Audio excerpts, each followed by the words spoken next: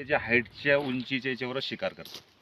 2 ते 3 फुटाची उंचीची शिकार करतो. लहान मुलांना सांभाळायचं. बरं सर, पाणी भरणार जे आता जात आहे शेतकरी समजा समजा रात्रीच्या तुम्ही वेळेस, गाणं लावलं समजा तर कदाचित, त्याला बचाव करण्यासाठी काय काय उपाययोजना हा, करावं तर लागेल? त्याच्या उपाययोजना हेच आहे आपल्याला का बाबा आपण वाफाला हे करतो तर चालता फिरता थोडंसं खकारणं किंवा दांगडू करणं, हा हुकल, म्हणजे जेणेकरून त्या माणसाला हे होऊन जाईल, त्या बिबट्याला आभास होईल का कोणीतरी मनुष्य आहे रे. येतोय, तो आपली जागा बचाव चेंज करून टाकतो. तो काही तर कोणी माणसाचा भास होतोय बा.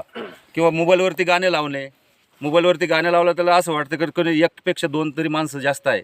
भजन वगैरे कीर्तन लावतात, जसं की 4-5 माणसाचा आवाज येतो ना त्या भजन गाण्यामध्ये, तर असं वाटतं की 4-5 माणसं येतो, तो आपली जागा दिशा चेंज करून घेतो. तो तर शक्यतो आपल्या जनावर याच्यावर अटॅक माणसावर करतच नाही तो, कारण तिची शिकार मी तुम्हाला पहिलेच बोललो की ते 2 ते 3 फुटाच्या अंतरावरती तिची शिकार राहते.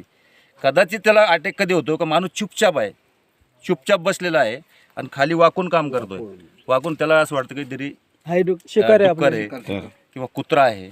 4 पायाची शिकार आहे ना तिची. 2 पायावर कधीच शिकार करणार नाही बिबट.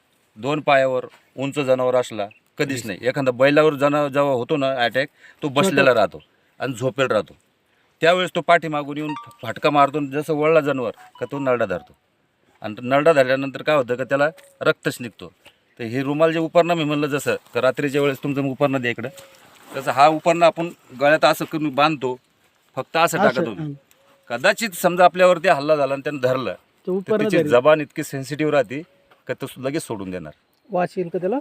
हे उपरण्यामुळे जबान कपड्याचा लगेच सोडून देतो. कारण आजपर्यंत जेवढ्या बी घटना झालेल्या आहे, जेवढं ज्याच्या गळ्यात उपरणा, दुपट्टा, साडीचा पदर हे पूर्ण वाचलेले आहे.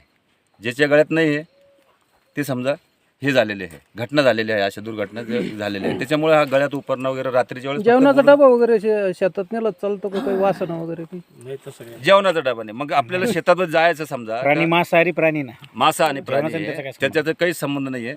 दुसरी गोष्ट का तुम्ही शेतात समजा आपल्याला इथं नेहमी यावं लागतं, तर आपला टायर घ्यायचा, वेस्टेड टायर जाळ करत मोटरसायकलचा, आणि त्या टायराला थोडं तोडून घ्यायचं असं 4 बोटाचा, आणि त्याच्यामध्ये जिवंत आपल्या मिरच्या ज्या वाळलेल्या मिरच्या राहतात, लाल मिरची, त्या बुकटीने करायची, अख्ख्या मिरच्या भरायच्या त्याच्यामध्ये, आणि एका साईडला लावून द्यायचं. म्हणजे ते कचवा अगरबत्ती सारखं जळत राहतो 1 ते 2 तास.